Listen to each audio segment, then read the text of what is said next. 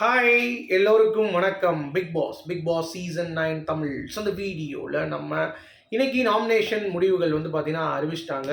So 10 பேர் வந்து உள்ளே வந்திருக்காங்க அப்படிங்கிறது பார்க்க முடியுது. ஆனால் பார்வதி அண்ட் சாண்ட்ரா போட்ட திட்டம் எல்லாமே தவிடுபொடி ஆயிடுச்சு அப்படிங்கிறது தான். ஏன்னா பிக் பாஸ் வந்து பார்த்தீங்கன்னா ஒருத்தவங்களை வந்து அந்த சான்ஸ் கொடுக்க வைக்கிறலாம். பட் 2 பேரும் சேர்ந்து ஒரு ஆள் நாமினேட் பண்ணணும்னு சொன்னோடனே அவங்க 2 பேரும் சேர்ந்து என்ன பண்ணிட்டாங்க, ஏன்னா 2 பேர் நாமினேட் பண்ணால் தான் ஒரு ஓட்டு வரும்.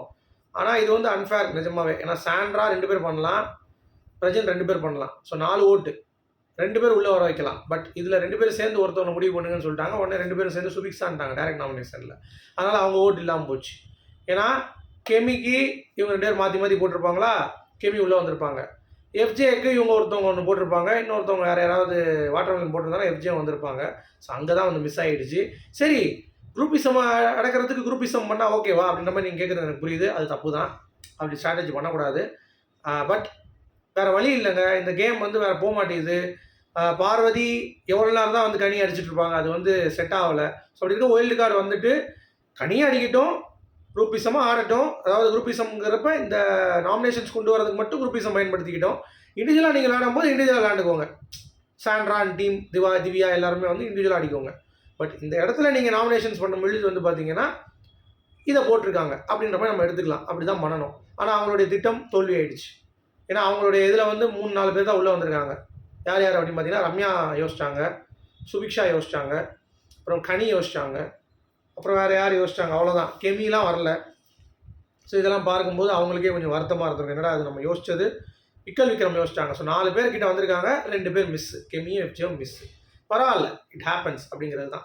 ஸோ யார் யார் எப்படி நாமினேட் பண்ணியிருக்காங்க அப்படின்னு சொல்லி பார்த்தீங்கன்னா, வழக்கம் போல் வினோத், வெஞ்சன்ஸ் இருக்கக்கூடிய வியானா, அவர் மேலே எப்பயுமே வியானா பிடிக்காது, அவருக்கு வாட்டர்மெலன் பிடிக்காது, போட்டிருக்காங்க. வியானா கொஞ்சம் டிஃப்ரெண்ட்டாக பண்ணியிருக்காங்க இந்த வட்டம். கனி அண்ட்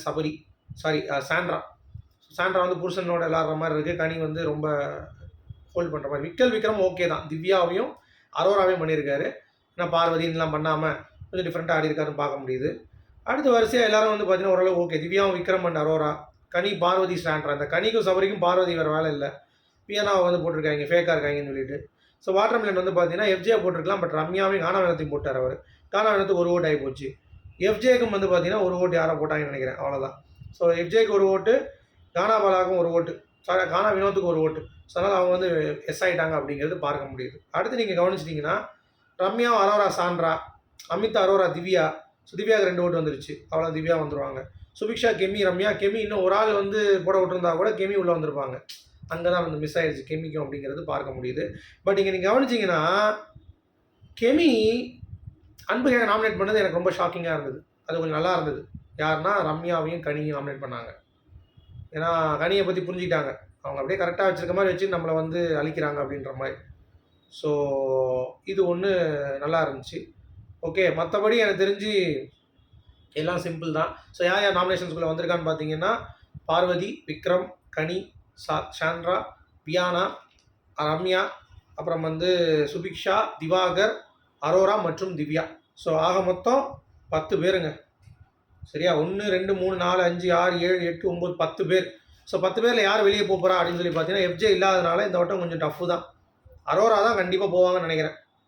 இந்த வாரம் அரோகரா அப்படின்ற மாதிரி ஆயிடுச்சு அப்படிங்கிறது பார்க்க முடியுது.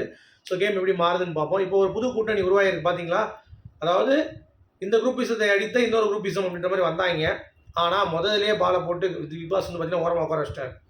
அவர் என்ன நினச்சாருன்னா, யாராவது ஒருத்தவங்க ஒரு நாமினேஷன் சொல்லிட்டு விட்டுடலாம் நினச்சார். பட் 2 பேரையும் சேர்ந்து சொல்லிட்டாங்க. பிரஜின் அண்ட் சாண்ட்ரா ஓட்டுகளை பிக் பாஸ் வந்து பறிச்சிட்டார். அதனால் வந்து யாரையும் நாமினேட் அவங்க சரியாக பண்ண முடியல அப்படிங்கிறது தான். அதனால் பார்வதி அண்ட் டீமுடைய திட்டம் வந்து இதாகிடுச்சு. நான் சாண்ட்ரா வந்து முதல்ல என்ன சொல்கிறாங்க, இப்படி ரொம்ப குரூப்பிசமாக இருக்காங்க, இவங்ககிட்ட நம்ம வந்து பேசி, யாருக்கிட்ட, பார்வதி, கமருதீன், திவாகர், இவங்க மாதிரி ஆட்களை நம்ம பேசி மொத்தமாக இவங்கள கனி குரூப் வந்து அடிச்சிடுவோம், ஒன்று ஒன்றா அடிச்சு விட்டு அதுக்கடுத்து நம்ம இண்டிவிஜுவல் ஆடிக்கலாம் அப்படின்ற மாதிரி வந்து பிளான் பண்ணிட்டாங்க. ஸோ இது வந்து தவறு தான். பட் வேறு வழி இல்லை. நாமினேஷன்ஸ் ஓப்பன்ஸாக டிஸ்கஸ் பண்ணக்கூடாது அப்படின்ற ரூல் இருக்குது. நாமினேஷன்ஸ் வந்து பார்த்தீங்கன்னா இப்போது எப்படி சொல்கிறது, இவங்க பட்டுன்னு யார் யார் என்னென்ன பண்ண போகிறீங்க அப்படின்னு சொல்லி வெளியே பேசிட்டு போகிற அளவுக்கு பண்ணியிருக்காங்க. அப்படிங்கிறப்ப இது வந்து விதிமீறல் தான். இதை வந்து நம்ம ஜஸ்டிஃபை பண்ண முடியாது. But it's good for the கேமானு கேட்டிங்கன்னா கண்டிப்பாக நல்லது தான். பட் இந்த மாதிரி விளையாண்டுருக்க வேண்டாம் அப்படின்ற மாதிரி தோணுது. ஏன்னா அவங்களோட இண்டிவிஜுவாலிட்டி வந்து கண்டிப்பாக பாலாகும். ஸோ இதுக்கு பார்வதி உடந்தையாக இருக்குது எனக்கு வந்து கொஞ்சம் உடன்பாடு இல்லை. இந்த விஷயத்தில் வேறு மாதிரி அவங்க கேம் யோசிச்சிருக்கலாம் அப்படிங்கிறது தான். பட் இது கேம் ஒரு இன்ட்ரெஸ்டிங்காக கொண்டு வருது இல்லை, இந்த கேம் வில் பி இன்ட்ரெஸ்டிங். ஓகேவா, அதனால் இதை நம்ம விட்டுடலாம். ஓகே, அடுத்து வந்து சுபிக்ஷா டைரக்ட் நாமினேஷன் பண்ணிட்டாங்க.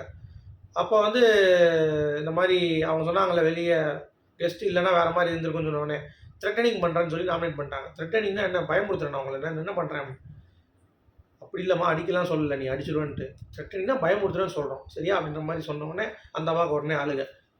நாமினேஷன் வந்தால் போதும் உடனே சுபிக்ஷா வந்து பார்த்தீங்கன்னா ஒரே அழுகையை வந்து அழுது ஒன்று விக்ரம் வந்து அதெல்லாம் இல்லை, நீ ஸ்ட்ராங் பிளேயர் அப்படி இப்படின்னு சொல்லிட்டு இருக்கேன். பார்க்க முடியுது. ஸோ உங்களுடைய கருத்துக்கள் சொல்லுங்கள். So Parvathi, Sandra, wild card இந்த டீம் அடுத்து என்ன மூவ்மெண்ட் பண்ண போகிறாங்க, ஒன்றா கைகோர்த்து ஆடுவாங்களா அப்படிங்கிறது தெரியல. நாமினேஷன்ஸ் மட்டும் வந்தால் சரி. நீங்கள் என்ன நினைக்கிறீங்க?